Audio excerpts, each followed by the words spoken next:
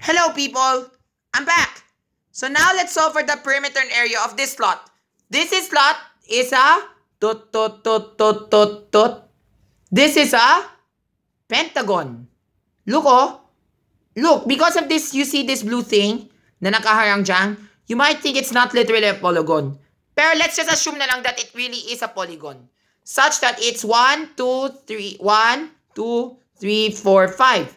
5 sides. So it's a pentagon such that we have this one, oh, the rectangle and the triangle. Now let's solve for the perimeter. Uh-oh, we have a bit of a problem. To solve for the perimeter, remember, one of the measure is not stated, it's not found. However, there's a hitch. We got the clues right. This one measures 12 meters.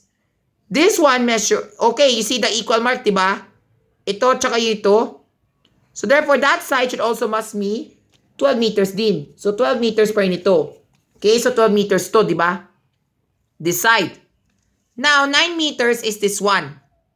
And the entire height of the figure is 16 meters. But can we still get the measure of this slope here, even though we don't have enough information, or if this were even if this were our information only? If your answer is yes, we can still get, then you're still correct. How? By playing the game of Pythagorean theorem. However, we can't play Pythagorean theorem with these things, but we need to make sure that this is a right triangle muna. So ito po yung gagawin ko. We need to ensure that this is a right triangle. Ayan, so naging right triangle siya, di ba? So we know this one is 12 meters. That's the entire thing. And since this thing from here to here measures 9 meters, ano yung measure dito yung sa what you call this, sa hidden anonymous line?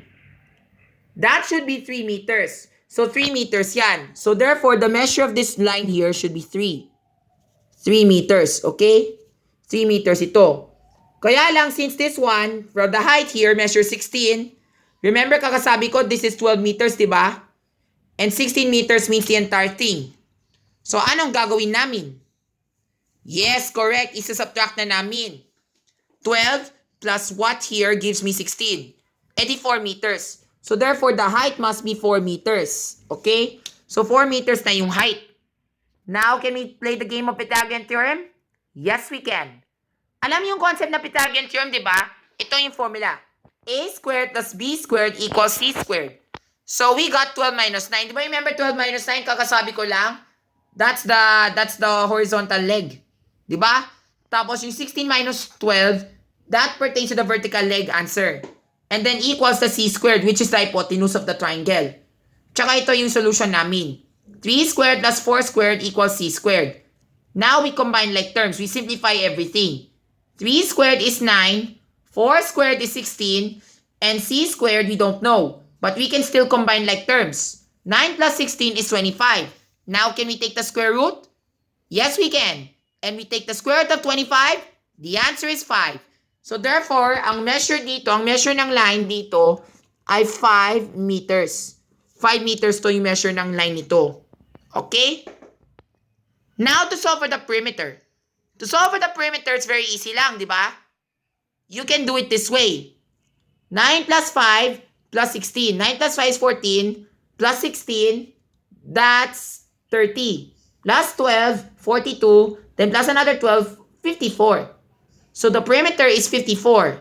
You can also, if you have a duplicated measure, you can group that. So 12 times 2 becomes 24. Plus 16 is 40. Plus 5, 45. Then plus 9, edi 54 pa rin.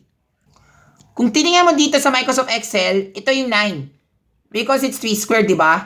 And then this is 4 squared. And then we got 25. We take the square root of it, so we get 5. That's the Pythagorean theorem formula. Now, to solve for the perimeter, ganito yun. It's the sum of everything. 2 12s, 9, a 5, and a 16. So we got the perimeter of 54 meters. Tama? But we're still not yet done though. How about let's go to area? To solve for the area, it's still easy. We can still part the figure into shapes. Maybe to find it compatible, let's do rectangle and triangle. So for rectangle, length times width tayo, di ba? So length times width, that's 9 times 12, di ba? Ay wait, di ba remember this is 12, di ba? And then the height, where's the height? 12 pa rin. Uy, astig. Parang siyang solve for the area of square lamang ah. 12 squared, which gives you 144. 144 square meters. Tapos, don't forget, we also have the area of this triangle here. Ano yung formula ng area ng triangle? Base times height, divide by 2. So, 3 times 4 equals 6. No, 12. Diba 6 yung sagot? Why 6? Sinabi ko 6 na agad? Because 3 times 4 is 12. And then 12 divided by 2 is 6. Or you can cancel out 4 and 2, which leaves you 2. Ano yon? 3 times 2 na lang. Eh di 6 pa rin yung sagot. And then you just add the 2 na lang. Now, here's the solution I plan to show you. This is the sum. So, the sum of both. Kasi po, this is the sum of both. Rectangle and triangle. Ang rectangle ay 144 dahil sa 12 times 12. Tsaka yung sa triangle naman, tingnan mo oh, ito yung 12 squared, di ba? 12 squared dito sa rectangle. Tapos ito naman sa what you call this triangle naman. 3 times 4 gives you 12 divided by 2. That's why kung tingin mo dito, ito yung sagot. 150. So the area of this figure is 150 square meters. Yun lang.